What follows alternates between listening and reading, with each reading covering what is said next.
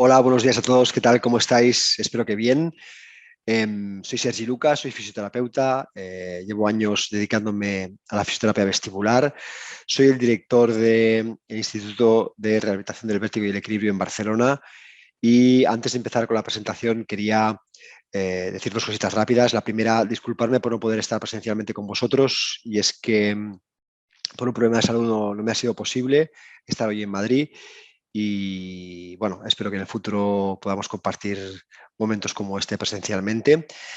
En segundo lugar, quería agradecer la amable invitación que me ha hecho la Escuela Universitaria de Fisioterapia de la ONCE para estar hoy aquí con vosotros y poder explicar un poco en qué consiste el envejecimiento de la función de equilibrio y del sistema vestibular. Así que vaya por delante ese agradecimiento. No quiero quitarle más tiempo a la presentación. Vamos a empezar. Me minimizo, me pongo aquí a un ladito, después ya nos despediremos. Bueno, vamos a empezar con esta presentación de 30 minutos hablando de qué implica el envejecimiento de la función de equilibrio y el sistema vestibular.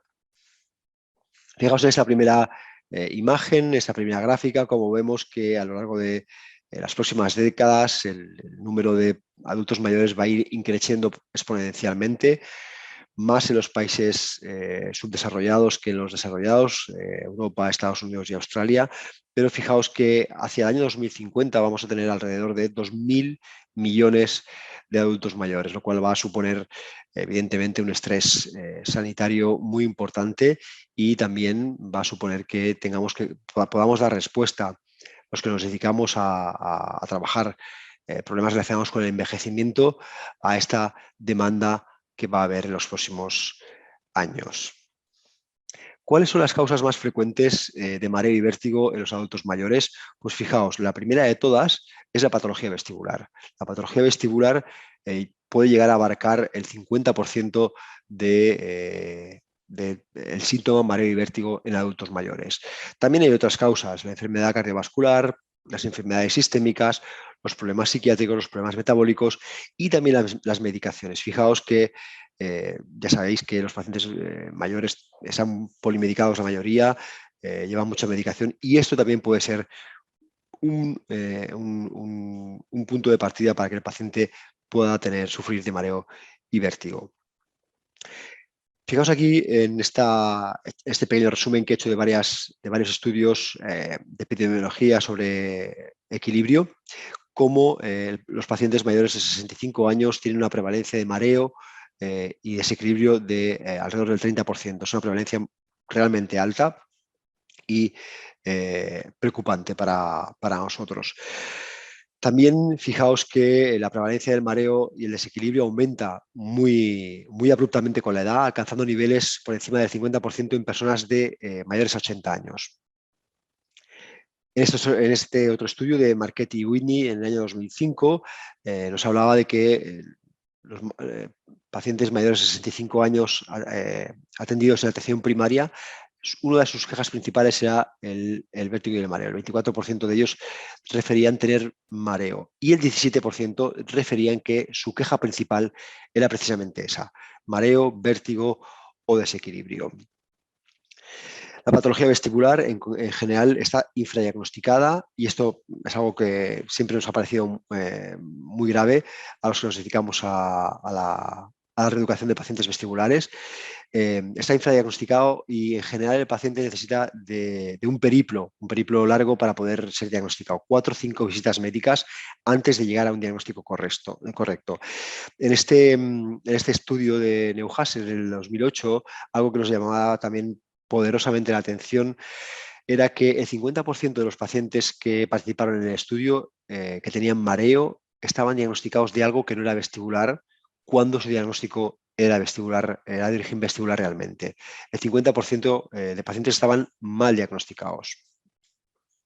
Vamos a hablar un poquito de la función de equilibrio y vamos a definirla y la función de equilibrio y el control postural. La función de equilibrio es la capacidad del ser humano de mantenerse de pie tanto en posición estática como en movimiento, como en dinámica. Es una función compleja en la que participan diferentes órganos neurosensoriales y vías neurológicas centrales y periféricas, estructuras superiores relacionadas con la cognición, el aprendizaje y las emociones. Es decir, es un sistema que no únicamente habla del equilibrio estricto, sino también está relacionado con funciones superiores muy importantes. El control postural es el acto de mantener o recuperar un estado de equilibrio desde una posición o actividad determinada. Y el sistema vestibular es claramente es la piedra angular de la función de equilibrio, es uno de los pilares fundamentales de esa función de equilibrio y está considerado como un verdadero sexto sentido.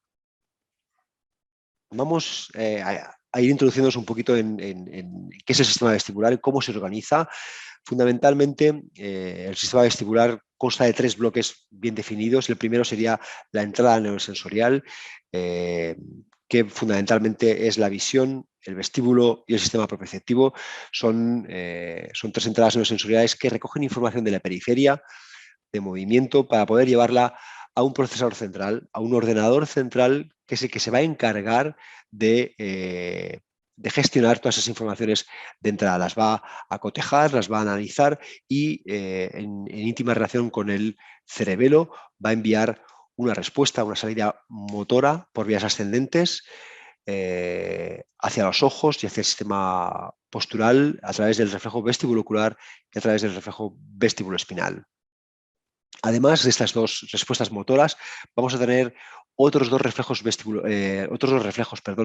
iba a decir vestibuloespinal, otros 2 reflejos que van a ayudar a el control vasomotor intracraneal a través del reflejo vestibulovegetativo, es decir, este reflejo va a adaptar la respuesta vasomotora en función del movimiento que se esté generando en nuestro tronco, en nuestra cabeza, y finalmente va a haber un reflejo que es el reflejo vestibulocortical, es un reflejo que va a hacer consciente, va a realizar una percepción consciente del movimiento a nivel cortical.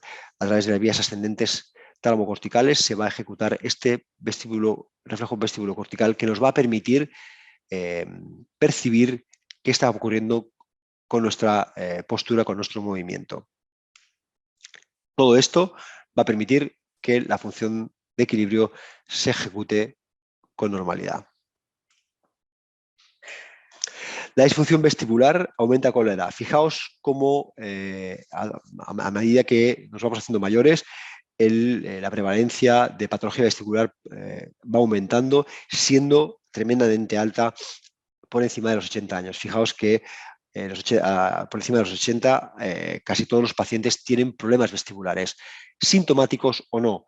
Pueden haber problemas vestibulares asintomáticos, pero de hecho ya están presentes, ya están ahí latentes bajo la superficie de los síntomas del paciente. También fijaos ya, a partir de los 40 o 49 años empieza a haber presencia de problemas vestibulares y cómo de forma progresiva van aumentando con la edad. Además, el síntoma mareo y el síntoma vértigo en muchas ocasiones provoca caídas. Fijaos cómo en los pacientes por encima de 80 años, el 18% de pacientes que tienen mareo y vértigo acaban cayendo al suelo.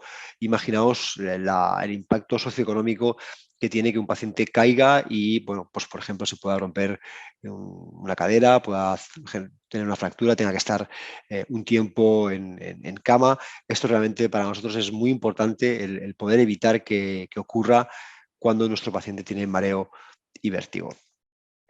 Además del impacto en la función de equilibrio, la patología vestibular genera otras incapacidades, otros problemas en las actividades de la vida diaria, como el salir a la calle, como el vestirse, como el poder deambular, el poder ducharse, el poder realizar sus funciones básicas a los pacientes mayores.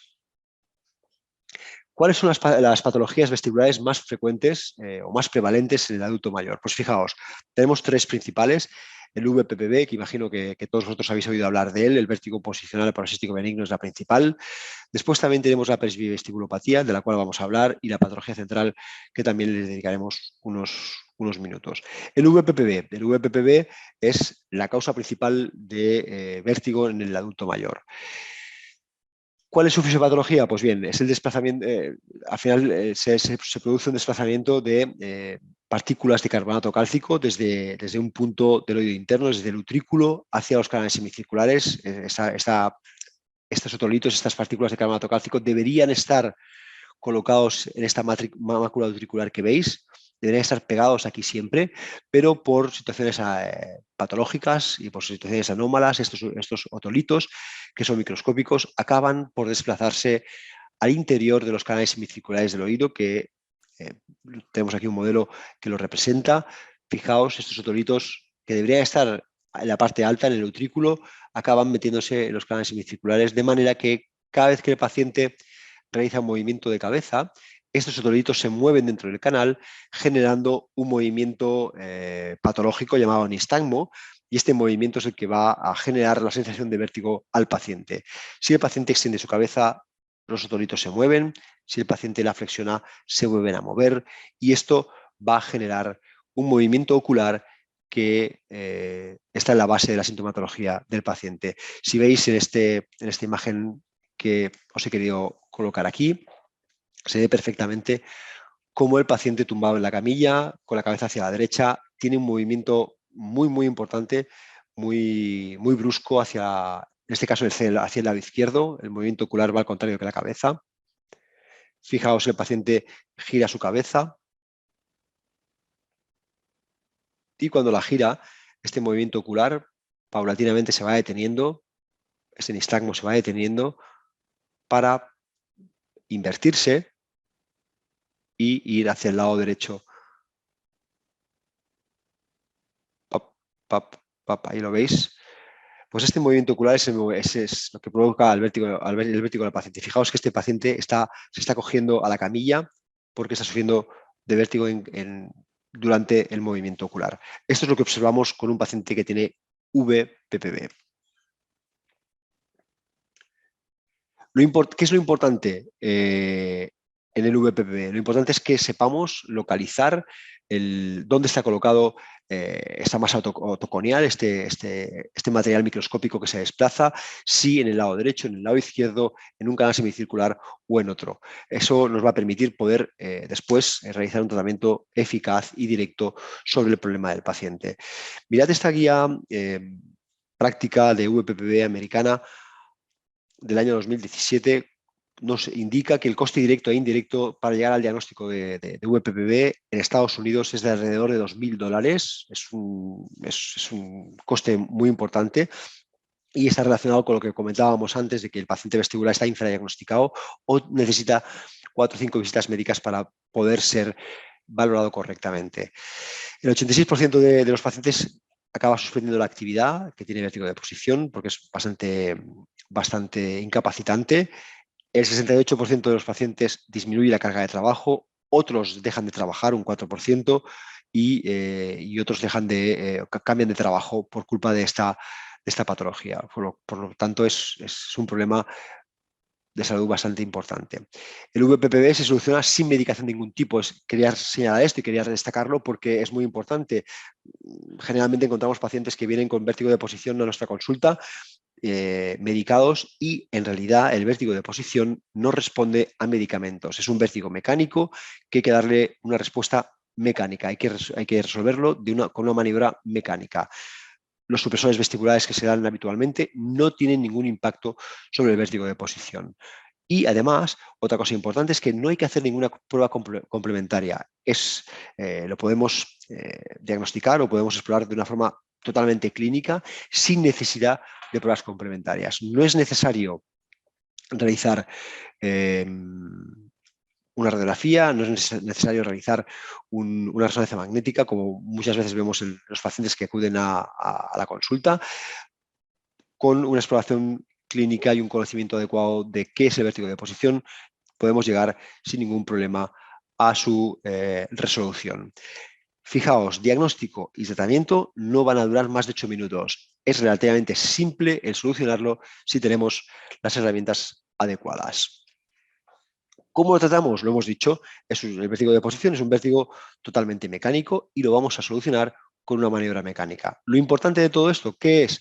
Pues localizar dónde está. Lado derecho, lado izquierdo, canal horizontal, canal vertical. Una vez localizado, conocemos una serie de maniobras que nos van a permitir poder resolverlo de forma definitiva.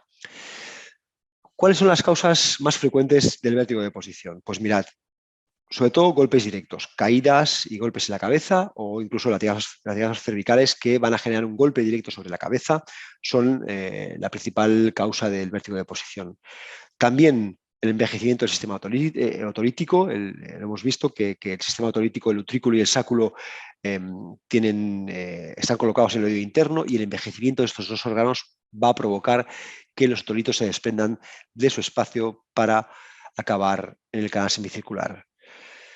Cambios en el metabolismo del calcio, déficits de vitamina D, todas esas causas también están muy relacionadas con el VPPB. Menopausia, embarazo, deficiencia estrogénica, la diabetes y la hipertensión también predisponen a los pacientes a hacer VPPBs y, como no, el estrés, aunque no sabemos muy bien cuál es su mecanismo fisiopatológico, también está detrás del VPPB. ¿Cuál es la segunda causa de patología vestibular en los adultos mayores tras el VPPB? Pues la presbiovestibulopatía.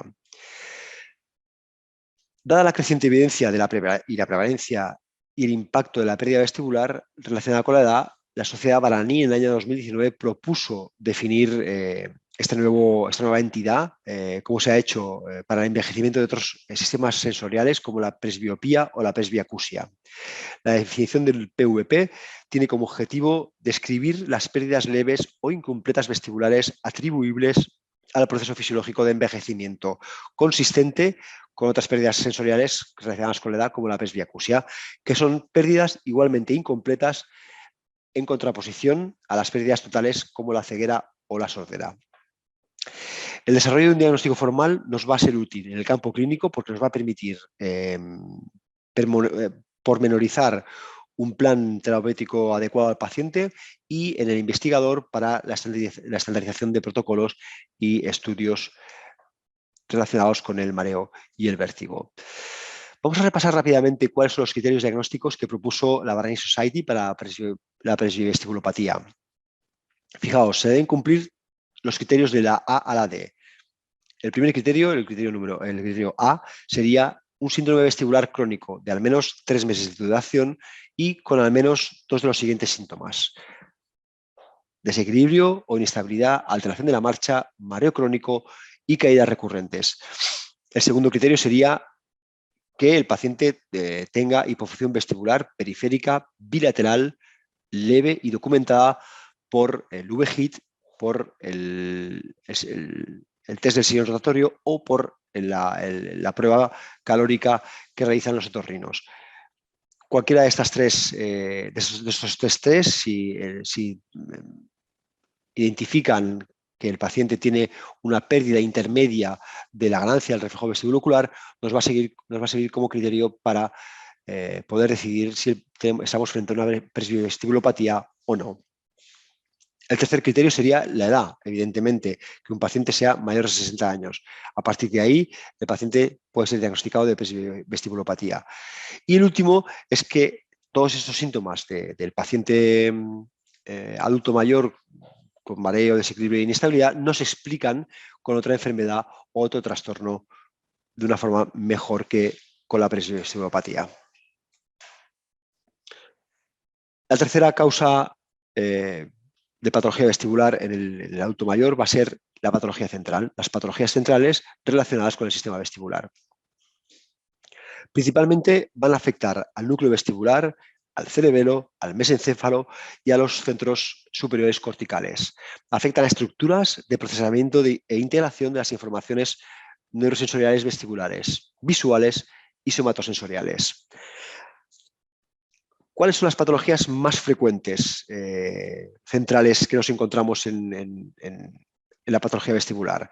Pues el accidente vascular cerebral, sobre todo del tronco encefálico, el traumatismo craneoencefálico y las vestibulopatías relacionadas con la migraña, la esclerosis múltiple y la degeneración cerebrosa como la ataxia cerebrosa tipo 2.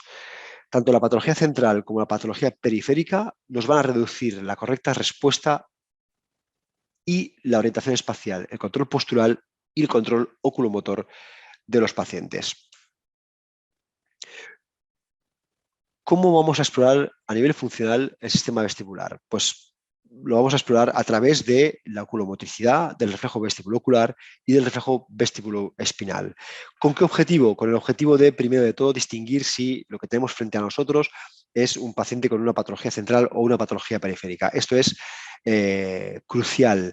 Evidentemente, depende del ámbito que trabajéis. Bueno, ya os va a venir el paciente diagnosticado.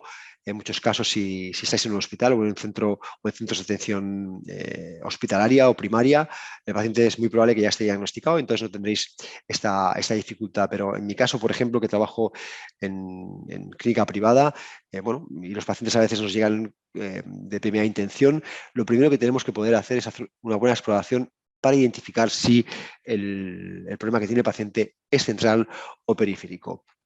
A partir de ahí, una vez tenemos la distinción entre central y periférico, tenemos que proceder a la cuantificación y a la localización de la lesión de nuestro paciente. Os quiero poner un ejemplo para que veáis lo que es el reflejo vestibulocular. Fijaos, el reflejo vestibulocular es un reflejo que inicia en el vestíbulo y a través de 3 neuronas acaba dando una respuesta motora ocular. El reflejo vestibuloespinal es exactamente lo mismo, pero lo que en lugar de darnos una respuesta motora vestibulocular, lo que nos va a dar es una respuesta motora de control de la actividad tónico-postural. El vestíbulo va a recoger la información de la periferia, la va a llevar al ordenador central, que es el núcleo vestibular, y finalmente, en colaboración con el cerebro, va a dar una respuesta adaptada del tono postural que el paciente tiene que adoptar en función de la posición o el movimiento que realice en el exterior. ¿Qué es lo primero que hacemos en una exploración funcional vestibular? Pues lo primero de todo es un test oculomotor. La oculomotricidad nos va a permitir identificar patologías centrales a través de el test de seguimiento fino sacádico y las emergencias de los pacientes. Los pacientes con problemas centrales generalmente tienen alteraciones en la oculomotricidad y esto nos va a ser muy útil para poder distinguir entre un problema central y un problema periférico. Una vez hemos testeado la oculomotricidad, vamos a testar el reflejo vestibulocular, como hemos dicho desde el principio. Siempre lo realizamos fundamentalmente a través de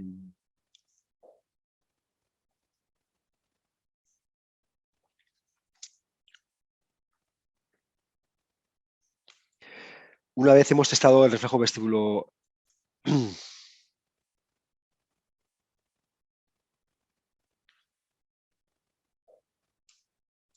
Una vez testada la oculomotricidad, vamos a testar el reflejo vestibulocular, que en fisioterapia fundamentalmente lo hacemos a través de un videohistamógrafo, que es este dispositivo que vemos aquí. Vemos unas gafas que nos permiten ver el ojo y tenemos un software adaptado a ellas que nos permite medir cómo se comporta ese reflejo vestibulocular.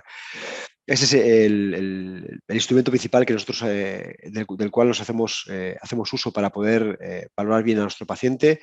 Además,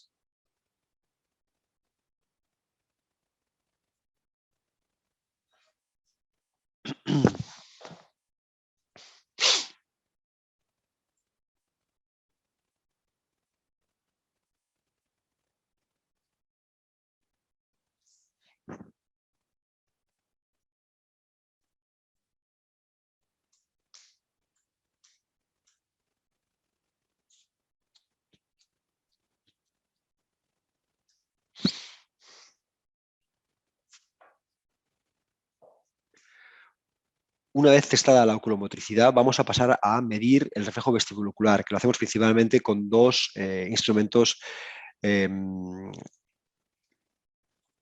como...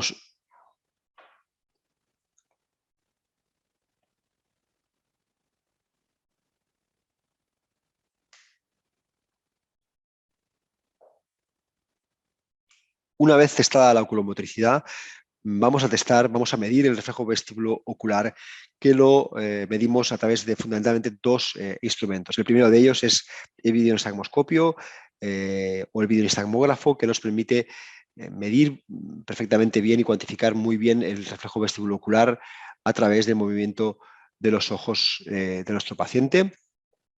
El segundo instrumento más importante del cual disponemos es el UV-HIT, que es el gold estándar de la medición del reflejo vestibulocular, sobre todo a alta velocidad. Esas son las gafas, como veis, que llevan una cámara de televisión que detectan el movimiento ocular a alta velocidad y miden a alta velocidad el movimiento de la cabeza.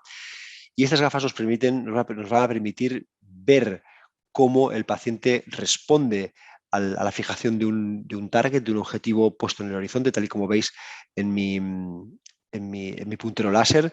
Al paciente le vamos a poner un punto en el horizonte y le vamos a mover la cabeza de forma abrupta hacia el lado derecho, hacia el lado izquierdo a alta velocidad por encima de 150 grados y vamos a ver cómo él responde a ese estímulo. Fijaos aquí en el vídeo cómo el paciente mira un punto en el horizonte. Ahí pongo mi puntero, lo pongo aquí delante para que os hagáis una idea. El paciente mira un punto fijo adelante y nosotros, de una forma muy rápida, tac, movemos la cabeza a la izquierda o movemos la cabeza a la derecha. Tac. Este V-HIT lo que hace es medir la relación entre el movimiento de cabeza y el movimiento ocular, siendo 1 la perfección, el 100%, y a partir de ahí todo lo que sea por debajo de 1 va a empezar a ser patológico y es lo que nosotros utilizamos para cuantificar si este reflejo vestibulocular es correcto o no lo es en nuestro paciente. Después de medir el reflejo vestíbulo espinal,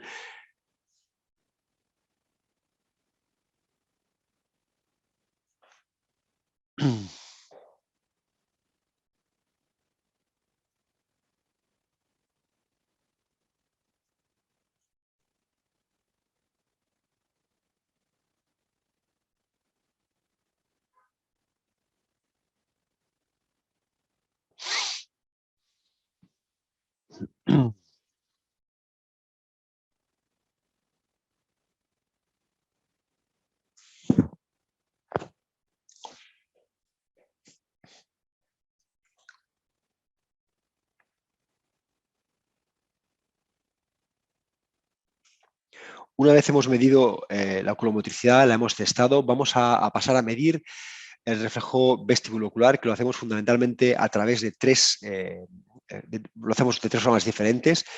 La principal es la videoisomografía, que nos permite observar el movimiento ocular y poder medir a través de una serie de gráficos cómo se comporta el reflejo vestibulocular. El V-HIT, que es un elemento que ha salido en los últimos años y que nos ha permitido poder medir a alta velocidad este reflejo vestibulocular, consiste, como veis, en unas gafas que tienen una cámara de alta velocidad que mide el movimiento ocular a esa alta velocidad y mide el movimiento de cabeza también a alta velocidad. En este gráfico de aquí al lado veis cómo nosotros le proponemos al paciente que mire un target en el horizonte y movemos la cabeza rápidamente, derecha e izquierda. Esto le va a permitir al dispositivo medir perfectamente cómo el reflejo vestibulocular se está comportando a altas velocidades. Fijaos ahora, cuando acabe esta pequeña demostración, va a empezar el vídeo para que os hagáis una idea de cómo lo realizamos. Ahí está. Le pedimos al paciente que mire un punto en su horizonte, con las gafas colocadas, bien fijadas.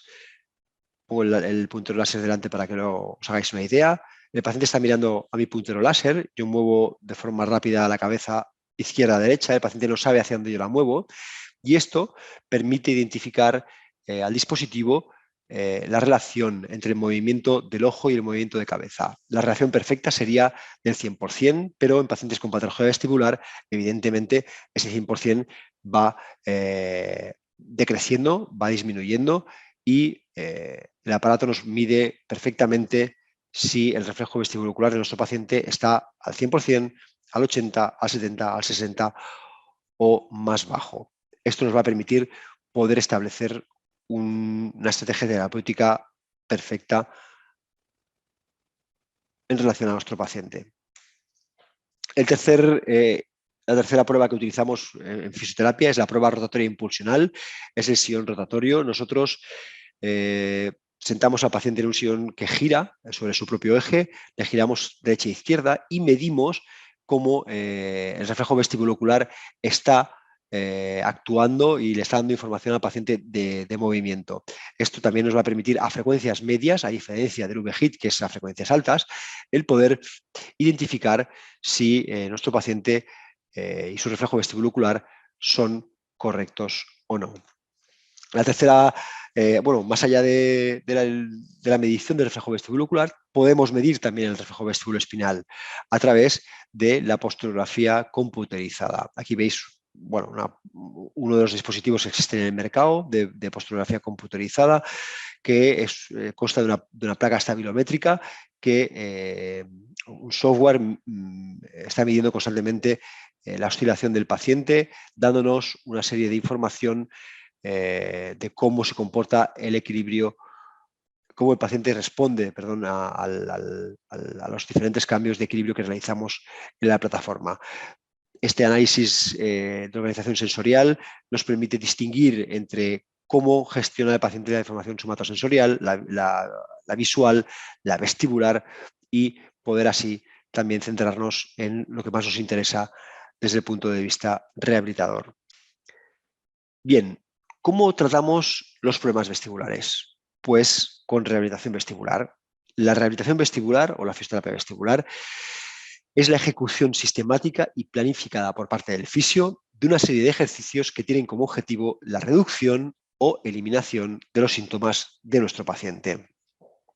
La pregunta del millón, ¿sirve de algo? ¿Es eficaz la fisiovestibular? Pues sí, se ha demostrado eficaz en la reducción del vértigo, el mareo y la oscilopsia, además de que mejora la estabilidad ocular, la calidad de la marcha del paciente, la capacidad funcional global, su calidad de vida, la reducción del riesgo de caídas y la integración sensorimotriz. Ahí es nada. Pues sí, sí que es muy eficaz y es el tratamiento de elección cuando un paciente presenta problemas de mareo, vértigo, inestabilidad relacionados con el sistema vestibular. Otra de las preguntas que siempre nos hacen los pacientes y los acompañantes de los pacientes también es si el paciente mayor, el paciente adulto mayor, tiene capacidad de recuperación frente a los problemas vestibulares. Es decir, oiga, ¿me voy a recuperar esto que me pasa aunque tenga 70 años, aunque tenga 80 años? Pues sí, la edad no es un factor predictivo en los resultados de la reeducación vestibular en adultos mayores. Es cierto que añade un factor temporal diferente a la rehabilitación que se realiza en adultos jóvenes, pero la edad no es un factor predictivo en los resultados de nuestra reeducación. Por lo tanto, es muy importante que planteemos reeducaciones vestibulares a estos pacientes con problemas de mareo. ¿Cuáles son los objetivos de la fisiovestibular? ¿Cuáles son los objetivos de la rehabilitación vestibular? Pues, en primer lugar, la mejora de la estabilidad ocular. Hemos visto que el reflejo vestibulocular era el punto clave de estas patologías. Pues la mejora de la estabilidad ocular va a ser uno de nuestros objetivos principales. También la mejora del equilibrio general y el control postural. La eliminación o la mejora del vértigo y el mareo del síntoma del paciente, evidentemente. Y además, la mejora de la independencia y la seguridad en las actividades de la vida diaria de estos pacientes. ¿Cuáles son los principios de la fisiovestibular? En primer lugar, la adaptación. La adaptación es la recuperación total o parcial del reflejo vestibulocular y el reflejo vestibuloespinal una vez que el paciente los ha perdido por cualquier patología. Pues la adaptación es la capacidad que tiene nuestro sistema de poder recuperar de nuevo ese reflejo. Otro de los principios es la habituación, es decir, cuando ya hemos llegado al límite de nuestra capacidad adaptativa, si el paciente le persisten síntomas en algunos movimientos o en algunas actividades que realiza, la habituación es la reducción progresiva o la desaparición total de la respuesta a partir de un estímulo repetido, regular y sin cambio. Es decir, si a un paciente hay algo que le molesta en concreto, como por ejemplo mover la cabeza a la derecha, el hecho de repetir de forma constante en el tiempo ese ese movimiento que al paciente le genera problemas va reduciendo progresivamente su umbral de excitación y va reduciendo progresivamente ese síntoma. Y por último, la sustitución, pues es otro de los mecanismos por los cuales el paciente vestibular mejora. Una vez el paciente ya no puede recuperar más reflejo vestibulocular o vestíbulo espinal, tenemos que utilizar otras entradas neurosensoriales que sustituyan la función de los reflejos perdidos por la patología. Por ejemplo, en el caso de los pacientes vestibulares, lo que siempre intentamos es que sustituyan por la visión, si es posible, o por el sistema somatosensorial las funciones que no pueden realizar del reflejo vestibulocular y vestíbulo-espinal. Por lo tanto, adaptación, habituación y sustitución son los principios fundamentales de la fisio vestibular. ¿Qué tipo de ejercicios pautamos en rehabilitación vestibular? Pues sobre todo ejercicios, como hemos dicho, de estabilización ocular fijando un punto propuesto, con movimiento activo de la cabeza o con movimiento activo del cuerpo. También ejercicios de sustitución, utilizando otras entradas neurosensoriales, particularmente la somatosensorial. Ejercicios visuales, ejercicios de dependencia visual y ejercicios de dependencia proprioceptiva.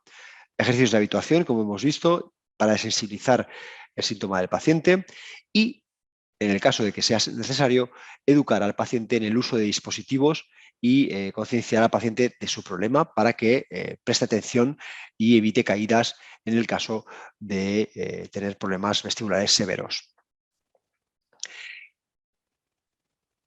Los ejercicios de estabilización ocular se realizan 3 o 4 veces al día, con una duración aproximada de unos 20 minutos. Esto es variable en función del paciente y en función de la tolerancia del paciente, obviamente, pero en general siempre proponemos que lo realicen 3 o 4 veces al día, con un total de 20 minutos entre las 3 o 4 sesiones y que, si puede, deambule, marche, camine durante otros 20 minutos. ¿Por qué algunos pacientes mayores no se recuperan? ¿Porque no tienen capacidad de recuperación o porque hay algo que interfiere en su recuperación? Generalmente es porque algo interfiere en su recuperación. Principalmente, la casuística que nosotros manejamos es que los supresores vestibulares que se dan precisamente para recuperar los problemas vestibulares son uno de los principales hándicaps para que el paciente se recupere. Toda la medicación vestibular, la betahistaína, la sulpirida, son depresores del sistema vestibular, con lo cual hace que, en el fondo, esto frene la recuperación del paciente. ¿Es correcto dar supresores vestibulares a los pacientes? Depende. Seguramente en el momento inicial vertiginoso del paciente hay que darle supresores vestibulares para que el paciente sea capaz de sobrevivir a su crisis, pero una vez el vértigo o el mareo de forma aguda desaparece, hay que retirar los supresores vestibulares, porque eso va a permitir que el sistema vestibular compense y se adapte post-patología. Por lo tanto, es muy importante el correcto manejo de los supresores vestibulares en el paciente adulto mayor especialmente. También los efectos del envejecimiento pueden retrasar un poco la recuperación si el paciente tiene patologías añadidas, problemas de espalda, problemas prótesis de rodilla, de cadera, problemas visuales en el fondo. Todo eso también va a frenar, en cierta manera, la progresión del paciente con patología vestibular. También la presencia de diabetes mellitus o hipertensión descontrolada puede generar dificultades en la recuperación y, sobre todo, lo que siempre retrasa muchísimo la recuperación del paciente o evita la recuperación del paciente es que no haya un programa de rehabilitación vestibular adaptada al paciente en cuestión.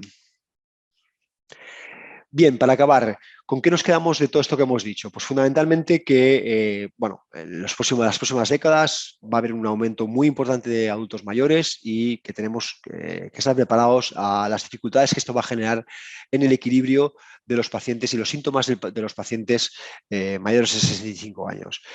El VPV, la presbivestibulopatía, es decir, el envejecimiento del órgano vestibular y las patologías centrales relacionadas con el envejecimiento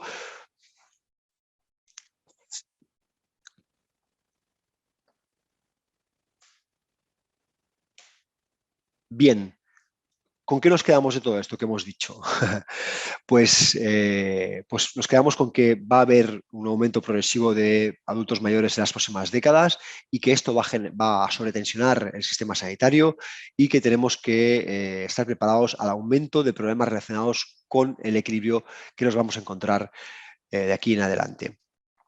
El vértigo de posición, la presbivestibulopatía y las patologías centrales relacionadas con el envejecimiento van a ser las causas principales de los problemas de mareo, vértigo y disfunciones del equilibrio.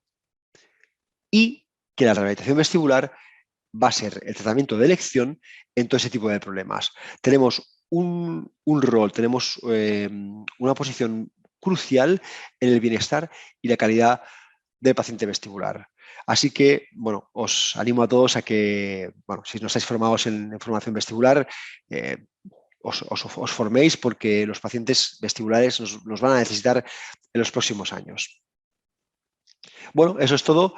Os agradezco mucho vuestra atención. Me vuelvo a maximizar. Aquí estoy. Espero que haya sido de vuestro interés esta charla, que bueno, cualquier duda que tengáis al respecto, dejo mi correo electrónico y mi contacto para que me la podáis hacer llegar, se lo dejo a la organización para que vosotros me podáis contactar y ha sido un placer compartir con vosotros esta mañana, esta matinal. Espero que en el futuro nos veamos presencialmente. Hasta luego. Gracias.